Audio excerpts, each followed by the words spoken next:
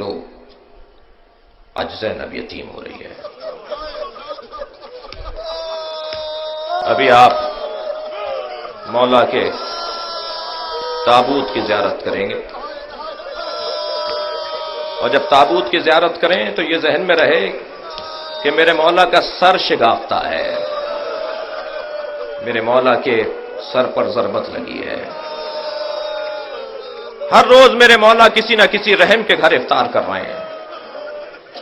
یہ آپ نے جملہ تو بہت سنا ہے نا کہ بیٹیوں کو باپ سے محبت ہوتی ہے.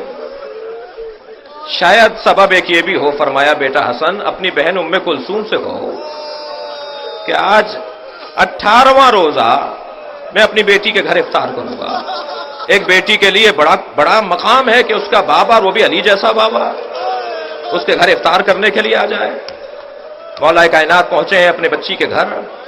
جناب ام کلثوم نے دسترخوان بچھا دیا، ایک ظرف میں دودھ، ایک ظرف میں نمک اور بابا کی پسندیدہ روٹی، جو کی روٹی رکھ دی میرے مولا کے سامنے.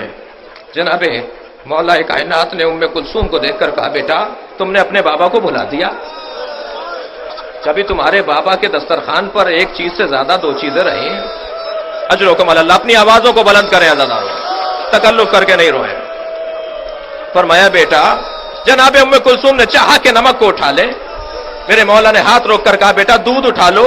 اس کوفے میں بہت یتیم رہتے ہیں جنہیں پینے کو دودھ نہیں ہے. میرے مولا نے جو کی روٹی سے نمک کے ساتھ افطار کیا. بیوی فرماتی ہیں ساری رات میں نے بابا کو دیکھا کہ مصلے سے اٹھتے ہیں اور صحن خانہ میں آ جاتے ہیں. کبھی آسمان کو دیکھ کر کہتے ہیں انا للہ اجرکم اللہ اجرکم اللہ وَإِنَّا إِلَيْهِ رَاجِعُونَ. کبھی آسمان کو دیکھ کر پھر پلٹ کر آتے ہیں، کچھ دیر کے بعد آسمان کو دیکھ کر کہتے ہیں هَذِهِ اللَّيْلَةُ الَّتِي قَدْ وُعِدتُّ. یہی وہ رات ہے جس کا علی سے وعدہ کیا گیا ہے.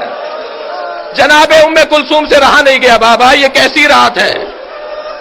کہ بیٹا تمہارے نانا نے مجھے بشارت دی تھی ماہ رمضان، شب قدر کی رات، مصلی عبادت، اللہ کا گھر ہوگا، علی تمہارے سر پر ضربت لگے گی.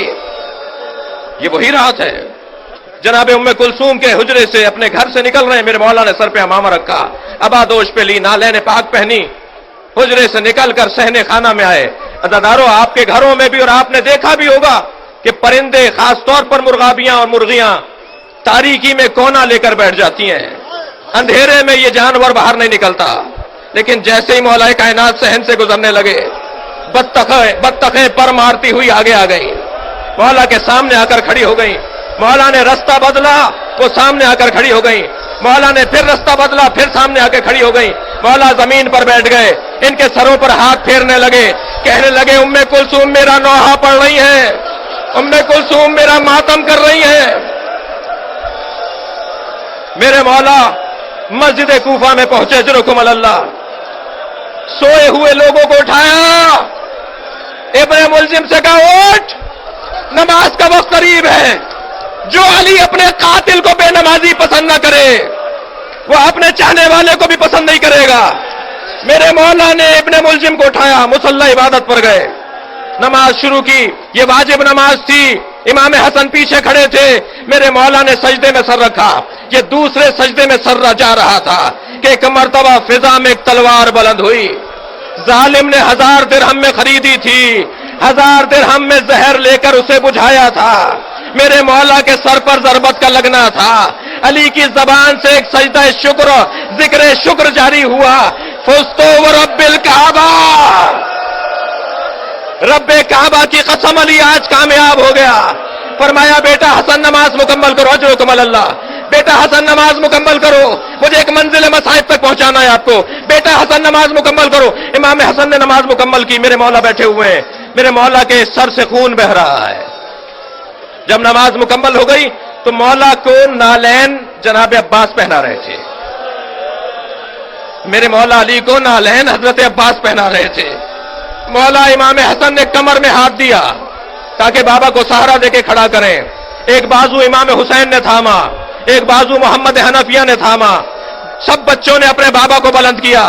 ابھی 4 قدم چلے تھے، فرمانے لگے میرے قدم سے مجھے چلا نہیں جا رہا، مجھے کسی چادر پر لٹا دو، مجھے گلم پر لٹا دو اور مجھے اٹھا کر لے کے چلو.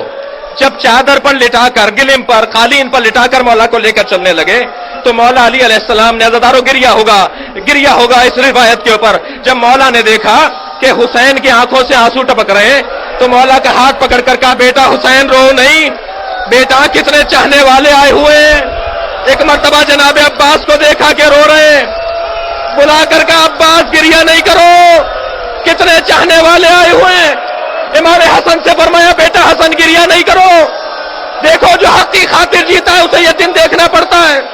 मेरे मौला ने अपने बच्चों से कहा, गिरिया नहीं करो, सारे रास्ते जो अली बेटों को रोकता रहा, गिरिया नहीं करो, वो ज़ैनब को देख के रोने लगा।